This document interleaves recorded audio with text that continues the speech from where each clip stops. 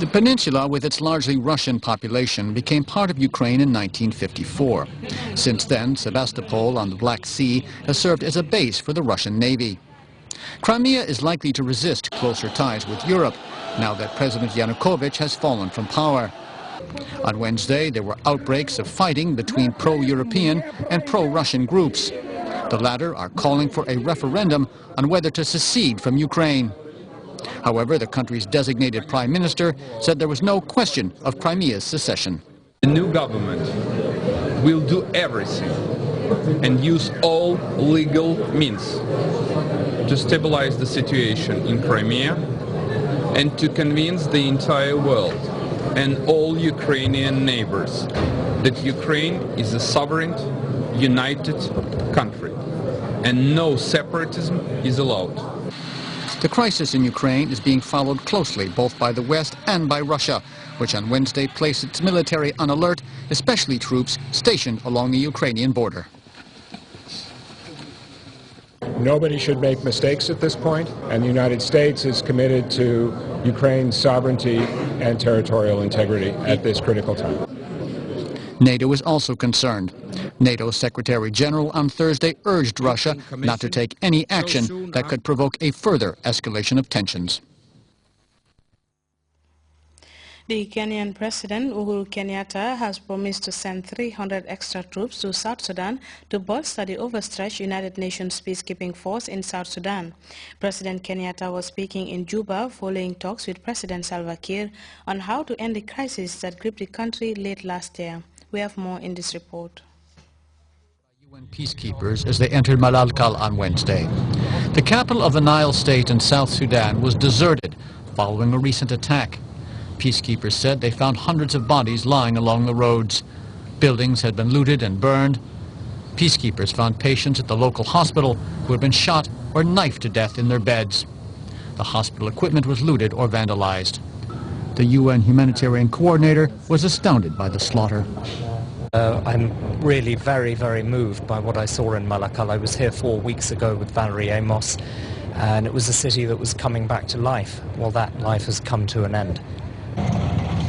On Wednesday, UN peacekeepers evacuated 1,800 residents who had taken refuge in one of the last surviving churches. They were then taken to UN refugee camps where some 75,000 South Sudanese have sought protection since fighting broke out 2 months ago in a power struggle between President Salva Kiir and former Vice President Riek Machar. Fighting has been ongoing despite a ceasefire declared in January. On Tuesday, the Kenyan president, who was acting as mediator in negotiations, arrived in Juba.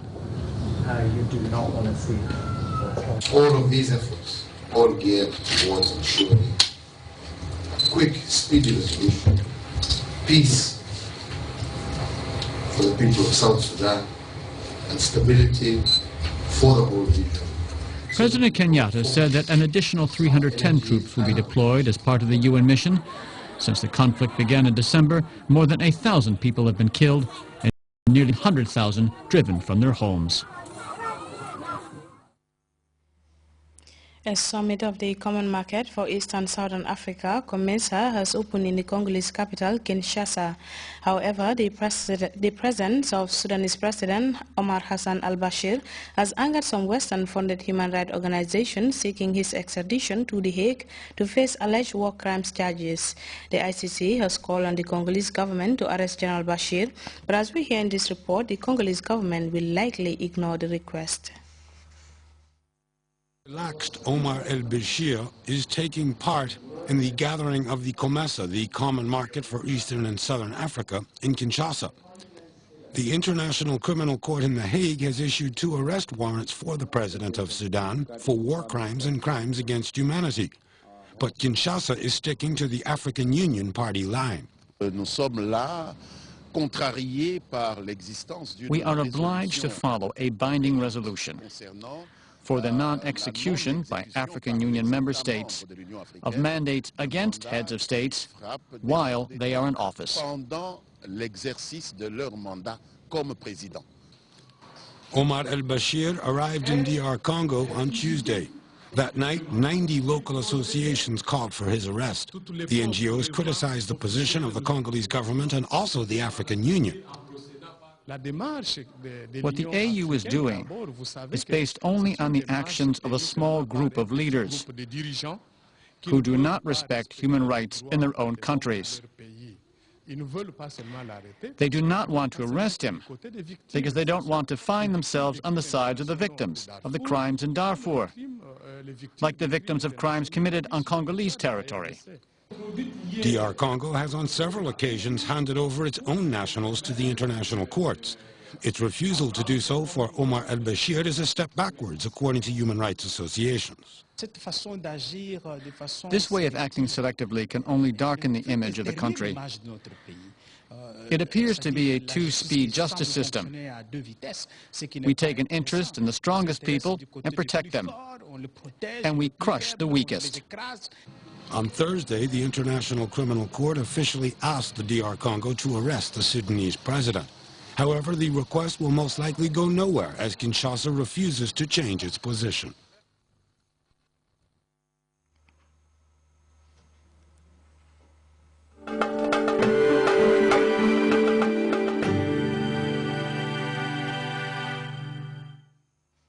It's time now for the weather report, courtesy of the Central Forecast Office.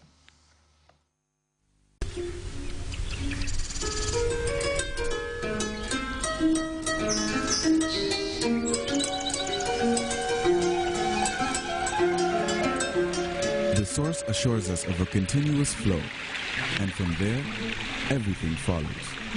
And for those of us who know what the River Gambia stands for, understanding its sustainability in all aspects of life is easily confirmed.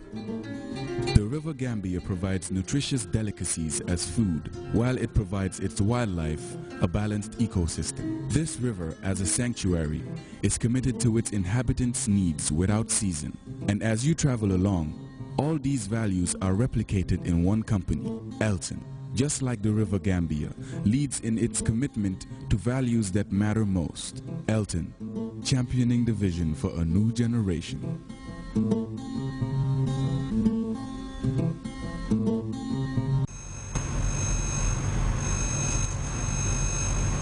Hello there, wonderful viewers. Welcome to the weather segment.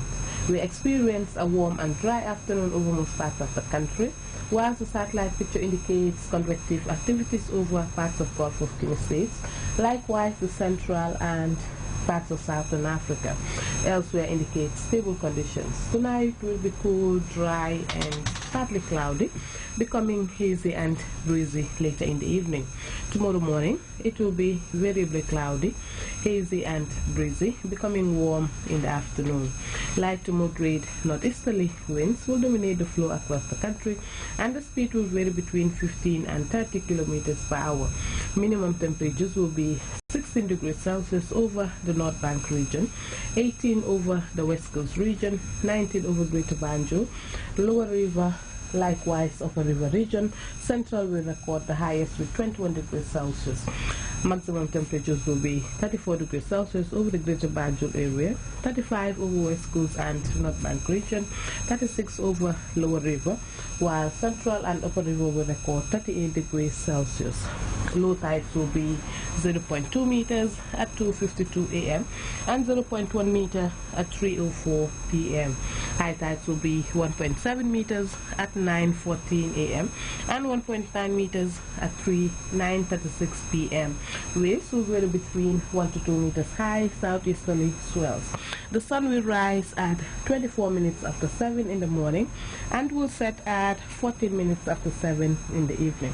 Thanks for watching, and do have a wonderful evening.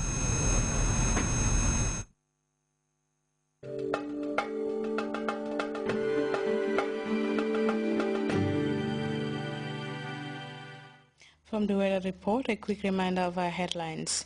200 young people armed with the requisite skills to power the informal sector are poised to contribute their quota to the attainment of national development targets. Residents of Sincho Alaji recently embarked on a massive road rehabilitation exercise in the spirit of Tesito. Kenya has pledged to strengthen the overwhelming United Nations peacekeeping force in South Sudan with an additional 300 troops.